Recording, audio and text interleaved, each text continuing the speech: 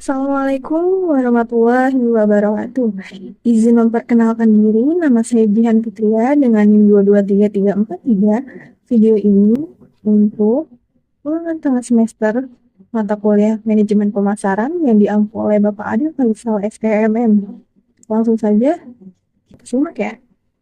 Apa sih manajemen pemasaran itu? Manajemen pemasaran adalah proses perencanaan dan pelaksanaan konsep, penetapan harga, promosi, dan distribusi ide, barang atau jasa untuk menciptakan pertukaran yang memenuhi tujuan individu dan organisasi. Jadi sederhananya itu, manajemen pemasaran adalah seni dan ilmu dalam memenuhi kebutuhan dan keinginan pelanggan dengan cara yang menguntungkan perusahaan.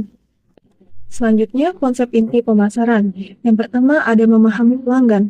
Jadi, perusahaan itu harus mengetahui siapa pelanggan mereka, apa yang mereka butuhkan, dan apa yang mereka inginkan.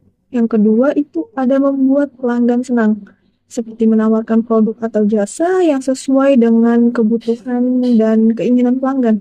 Ini berarti menciptakan nilai yang lebih dari sekedar produk itu sendiri. Dan yang ketiga, itu membangun hubungan. Membangun hubungan yang kuat dan jangka panjang dengan pelanggan, ini bisa dilakukan melalui layanan pelanggan yang baik, program loyalitas, dan komunikasi yang efektif. Selanjutnya, di sini ada orientasi perusahaan terhadap pasar. Yang pertama, orientasi produksi. Fokus pada efisiensi produksi dan ketersediaan produk. Yang kedua, ada orientasi produk. Orientasi produk ini fokus pada kualitas dan fitur produk. Perusahaan dengan orientasi ini percaya bahwa kualitas produk yang unggul.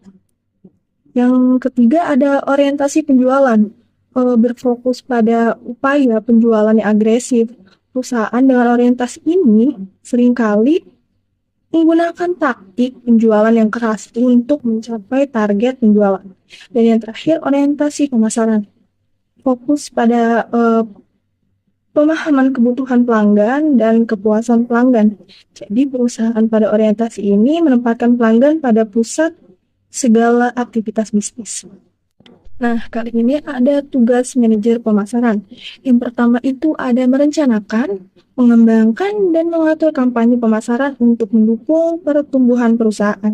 Yang kedua, mengoptimalkan kampanye pemasaran agar perusahaan mendapatkan keuntungan sebesar-besarnya. Dan yang ketiga, ada berkoordinasi dengan pihak kampanye yang mengurus copywriting, art, script, dan lain. Dan yang keempat, ada mengukur kinerja kampanye dengan metrik yang telah ditentukan sebelumnya dan melakukan market research untuk mengetahui peluang-peluang perkembangan baru. Dan yang terakhir, ada memprediksi tren konsumen saat ini dan di masa depan berdasarkan data analisis.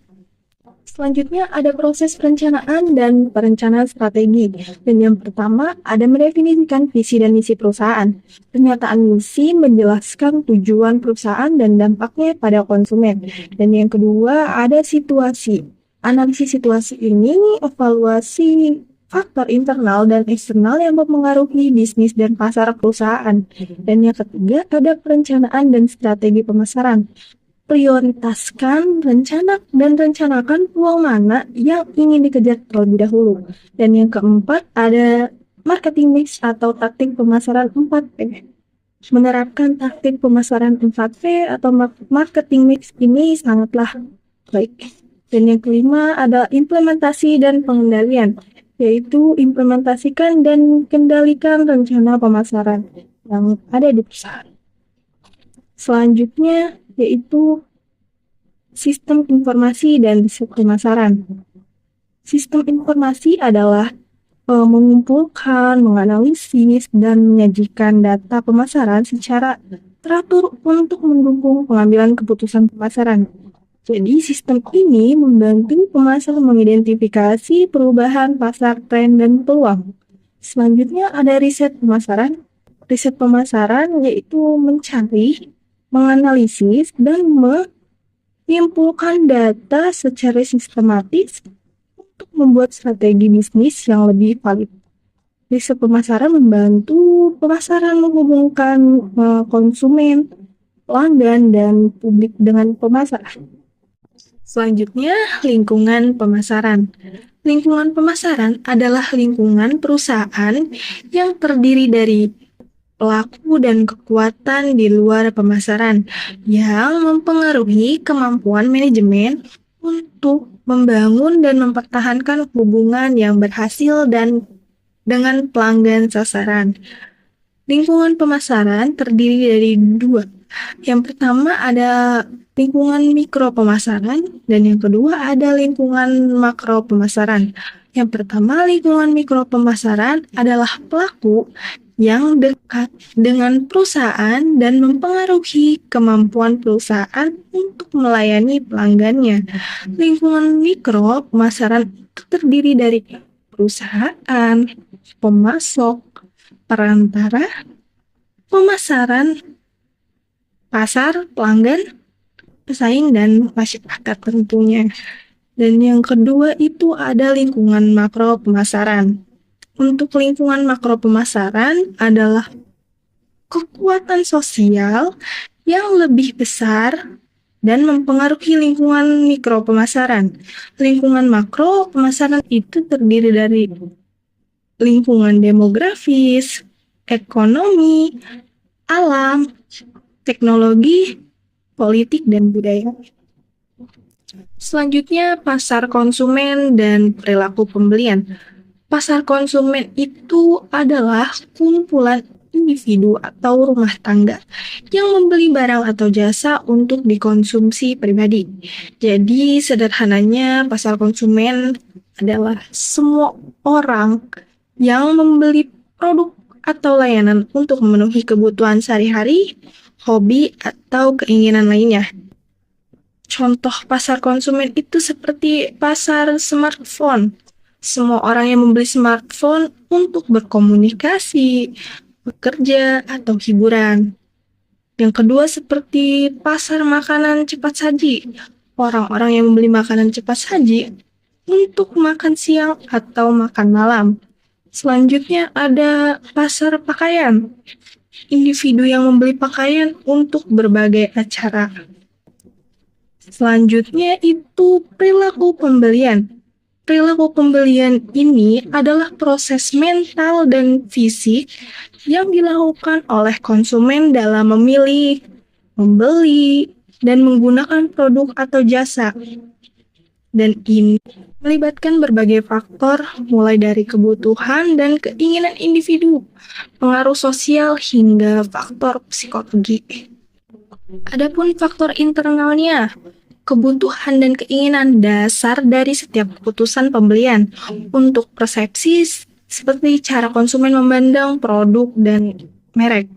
Motivasinya lebih ke alasan kenapa membeli produk tersebut untuk belajar pengalaman mungkin dari masa lalu yang mempengaruhi pilihannya.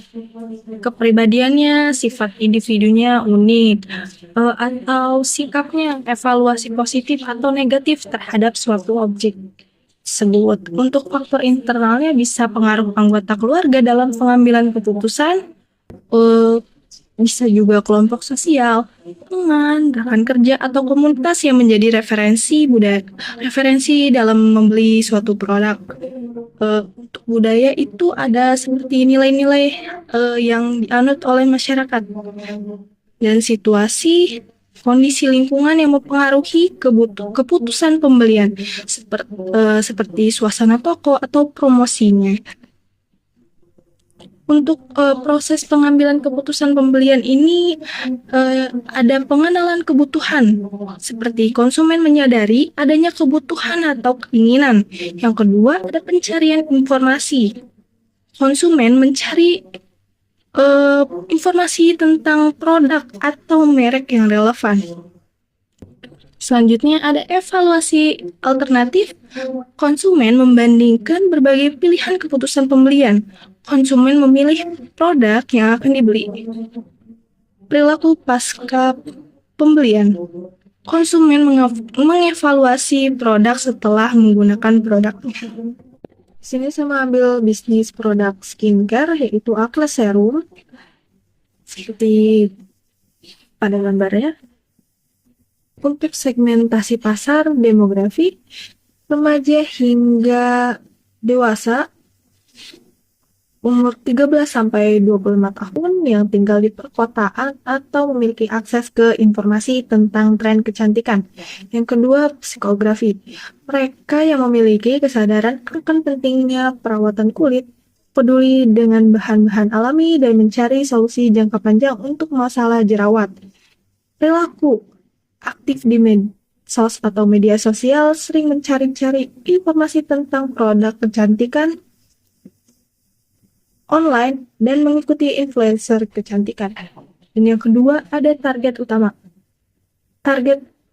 Targeting ini ditujukan kepada remaja yang sedang berjuang dengan jerawatnya dan ingin mendapatkan kulit yang bersih dan sehat. Target tambahan dewasa yang mencari alternatif alami untuk mengatasi masalah jerawat yang membandang. Dan yang ketiga ada positioning. Positioning, unique selling proposition atau USP. Produk skincare alami yang efektif mengatasi jerawat, mengurangi peradangan, dan mencegah munculnya jerawat baru. Dan yang kedua, value proposition. Kulit bersih, sehat, dan bebas jerawat tanpa efek samping serta mendukung gaya hidup sehat.